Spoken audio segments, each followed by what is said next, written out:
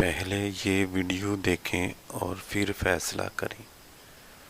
اللہ تعالیٰ عمل کی توفیق۔ احسان فرمایا جو عقائد و نظریات ہمیں عطا فرمائے، ان عقائد و نظریات میں آقا دو عالم صلی اللہ علیہ وسلم کی عظمت کا پہلو اجاگر ہوتا نظر آتا ہے۔ جو عقائد و نظریات میرے مد مقابل کے پاس ہے، ان عقائد و نظریات میں میری تحقیق یہ ہے کہ مجھے شان رسالت کا پاس نظر نہیں آتا۔ آپ کہہ سکتے ہیں کہ نہیں یار دعویٰ وہ کرتے ہیں، میں پھر عرض کروں گا، ایک دعویٰ ہوتا ہے، ایک دعوے کی دلیل ہوا کرتی ہے۔ دعویٰ تب قابل قبول ہے جب دعوے کی دلیل پاس ہو، اگر دلیل نہیں تو دعویٰ کوئی قابل قبول نہیں ہے۔ ہاں دعویٰ کتنا حسن و جمال کا کیوں نہ ہو، لیکن دلیل کے اندر اگر حسن و جمال نہیں تو وہ آدمی حسین نہیں بنتا۔ دعویٰ علم کا ہو لیکن عالم نہیں ہے تو علم والا نہیں بن سکتا۔ دعویٰ عقل کا ہے لیکن عقل کوئی نہیں تو پھر یہ دعویٰ قابل قبول نہیں۔ میں اسی طرح کہوں گا رحمت دو عالم صلی اللہ علیہ وسلم کے متعلق جو نظریات اکابر اہل السنت والجماعت علماء دیوبند کے ہیں، خدا نے یہ احسان فرمایا کہ رحمت دو عالم کی جو عقیدت و محبت ان عقائد میں جھلکتی نظر آتی ہے، شان رسالت ان عقائد سے جیسے ہویدہ نظر آتی ہے، یہ مجھے باقی کہیں نظر نہیں آتی۔ آپ کہیں گے مولانا دلیل لائیے، میں کہتا ہوں ضرور جی دلیل پیش کرتا ہوں۔ آئیے میں کہتا ہوں خدائے ذوالجلال نے ساری کائنات میں سے 3 مخلوقات کو بڑا بنایا ہے۔ ایک مخلوق کا نام ہے نوری مخلوق، اس کو فرشتے کہتے ہیں۔ ایک مخلوق کا نام ہے ناری مخلوق، اس کو جن کہتے ہیں۔ ایک مخلوق کا نام ہے خاکی مخلوق، اس کو انسان کہتے ہیں۔ اب میں آپ سے پوچھتا ہوں ساری کائنات سے بڑی مخلوق یہ 3 قسم کی ہے، اور ان تینوں مخلوقات میں سے خدا نے سب سے زیادہ کرامت و شرافت والا انسان کو بنایا ہے۔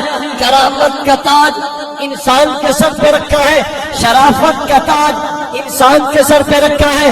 رحمت دو عالم، توجہ میری طرف رکھے، رحمت دو عالم صلی اللہ علیہ وسلم کے بارے میں میرے اکابرین کا نظریہ یہ ہے خدائے ذوالجلال نے اس اعلیٰ مخلوق میں سے بنایا ہے جس کو انسان کہتے ہیں، جس کو اشرف المخلوقات کہتے ہیں، جس کو کرامت والی مخلوق کہتے ہیں۔ میرا مد مقابل کہتا ہے نہیں مولی صاحب تو کہتا ہے کہ سرکار کو خدا نے انسان بنایا۔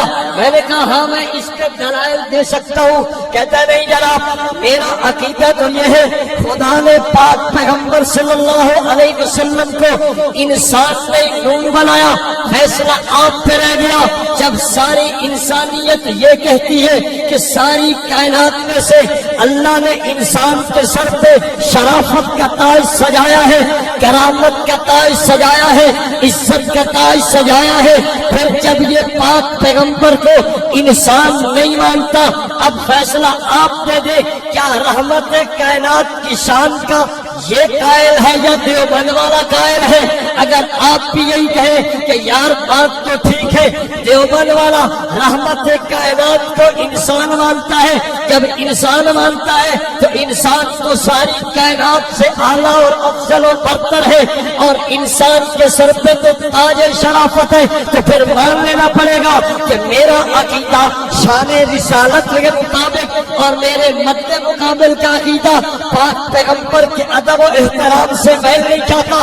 میرے دوست ہو سکتا ہے یہ کہنے کہ یار تو پیغمبر کو انسان مانتا ہے۔ میں نے کہا میرا دوست تو نے توجہ نہیں کی، انسانیت کے بڑے درجات ہیں، ایک انسان تو ہے، ایک انسانیت میرے اندر بھی ہے، لیکن ایک انسان کا طبقہ وہ ہے جس کو نبی کہتے ہیں۔ میں نے کہا اور آگے چل، ایک انسانیت کا وہ طبقہ ہے جس کو نبی الانبیاء کہتے ہیں۔